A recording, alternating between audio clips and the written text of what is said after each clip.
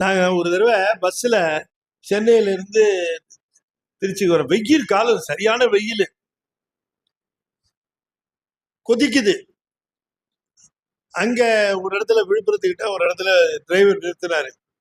எல்லாம் இறங்கி போனாங்க. டீ காபி சாப்பிட்றவங்க எல்லாம் போனாரு, நிறுத்தினாரு. அந்த புதுசா திருமணமான ஒரு தம்பதி பொண்ணு மாப்பிள்ள பின்னால உட்கார்ந்துருந்தாங்க.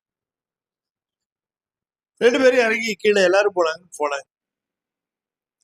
இப்ப அந்த பொண்ணு இவன் கேட்கிறான், நான் ஜன்னல் சீட்டு, இப்படி பார்த்தா அந்த இளநீ கடை தெரியும். இந்த இளநீ கடைகிட்ட இந்த பொண்ணு போச்சு, தாகமா இருக்கு.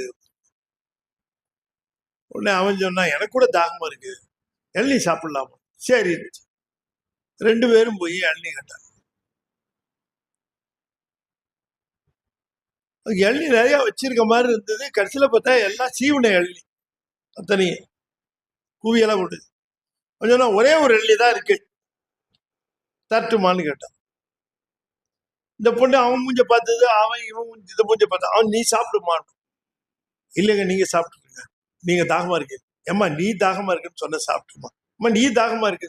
ஒருத்தர் அவன் சொன்னா, கடைக்காரத்து பாருங்க, ஒரே இளநீ தான் இருக்கு, 2 பேரும் சாப்பிடுங்க, சிவி 2 ஸ்ட்ரா போட்டு தரேன், 2 பேரும் சாப்பிடுங்க அப்படின்னா. சரிப்பா கொடுப்பாரு. சரி எடுத்தான் இளநியா, சீவுனா, 2 ஸ்ட்ராவை போட்டான், தூக்கி கையில கொடுத்தான். 2 பேரும் குடிச்சான். குடிக்கிறாங்க குடிக்கிறாங்க குடிக்கிறாங்க குடிக்கிறாங்க குடிச்சுக்கிட்டே இருக்கிறாங்க. டிரைவர் ஏறிட்டார் வண்டியில, ஹாரன் வேற அடிக்கிறார்.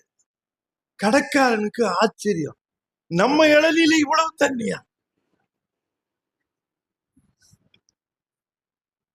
சீக்கிரம் குடிச்சிட்டு வாங்கம்மாங்கிற டிரைவரு.